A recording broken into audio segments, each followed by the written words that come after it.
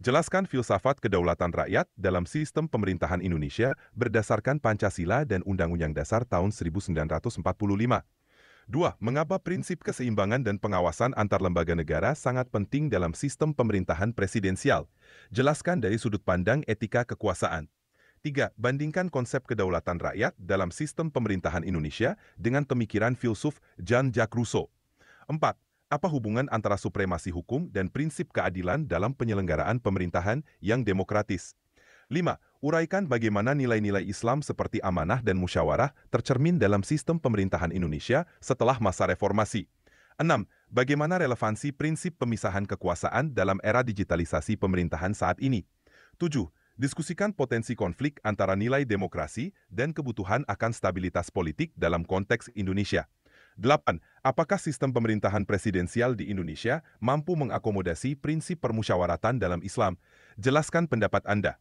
Apa makna filosofis dari perubahan mekanisme pemilihan presiden dari yang semula melalui Majelis Permusyawaratan Rakyat menjadi langsung oleh rakyat? 10. Bagaimana Anda menilai sistem pemerintahan Indonesia dari perspektif 5 tujuan utama syariat Islam? 11. Bandingkan kelebihan dan kekurangan sistem pemerintahan presidensial yang dianut oleh Indonesia dengan sistem parlementer di Inggris. 12. Apakah sistem pemerintahan campuran seperti di negara Prancis lebih ideal untuk diterapkan di Indonesia? Berikan analisis berdasarkan konstitusi dan kondisi sosial politik. 13. Jelaskan perubahan penting dalam sistem pemerintahan Indonesia sebelum dan setelah dilakukan perubahan Undang-Undang Dasar tahun 1945. 14. Bandingkan praktik demokrasi di Indonesia dengan praktik demokrasi di Jepang yang menganut sistem pemerintahan parlementer.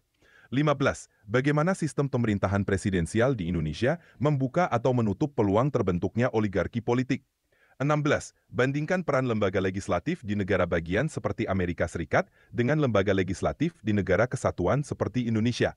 17. Apakah penerapan kembali sistem federal seperti pada masa Republik Indonesia Serikat memungkinkan untuk diterapkan kembali di Indonesia?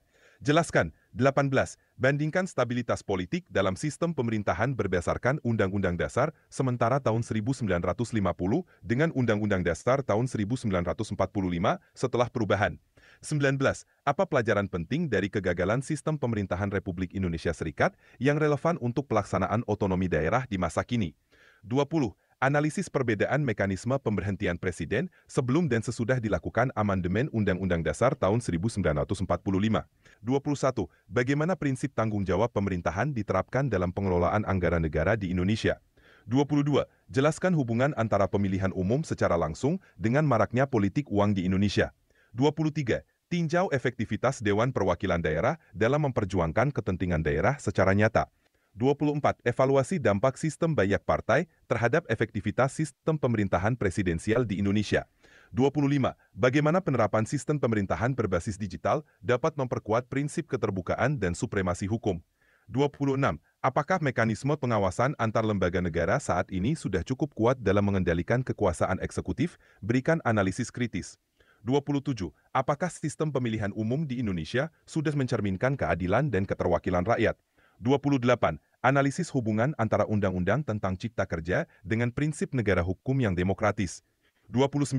Apakah Mahkamah Konstitusi telah menjalankan fungsinya secara efektif sebagai penjaga konstitusi? Berikan contoh kasus konkret. 30. Apa tantangan utama dalam koordinasi antara pemerintah pusat dan daerah pasca penerapan otonomi daerah? 31. Dalam konteks pendidikan bahasa Indonesia, bagaimana sistem pemerintahan dapat dijadikan tema pembelajaran yang mengasah nalar kritis siswa? 32. Analisis wacana politik dalam media sosial terkait sistem pemerintahan Indonesia dan implikasinya terhadap literasi politik masyarakat. 33. Bagaimana sistem pemerintahan demokratis mempengaruhi kebebasan berbahasa dan berekspresi di Indonesia? 34. Jelaskan pengaruh sistem pemerintahan terhadap kebijakan ekonomi syariah di Indonesia. 35. Mengapa sistem pemerintahan yang stabil sangat penting bagi pertumbuhan ekonomi yang adil dan berkelanjutan? 36. Apa tantangan birokrasi dalam menciptakan iklim usaha berbasis syariah yang kondusif? 37. Evaluasi penerapan prinsip tanggung jawab dalam pengelolaan zakat oleh lembaga negara. 38. Bagaimana prinsip akuntabilitas dapat diterapkan oleh aparatur sipil negara Muslim dalam menjalankan pemerintahan? 39. Apakah prinsip-prinsip demokrasi liberal selaras dengan prinsip-prinsip ekonomi Islam? Berikan argumen Anda. 40. bagaimana pendidikan bahasa Indonesia dapat membentuk peserta didik menjadi warga negara yang aktif dan kritis terhadap sistem pemerintahan. 41. Rancanglah sistem pemerintahan yang menggabungkan prinsip-prinsip demokrasi dan prinsip-prinsip Islam secara seimbang. 42. Jika Anda menjadi anggota legislatif, bagaimana Anda akan merancang sistem pemilihan umum yang adil, bebas dari politik uang, dan partisipatif?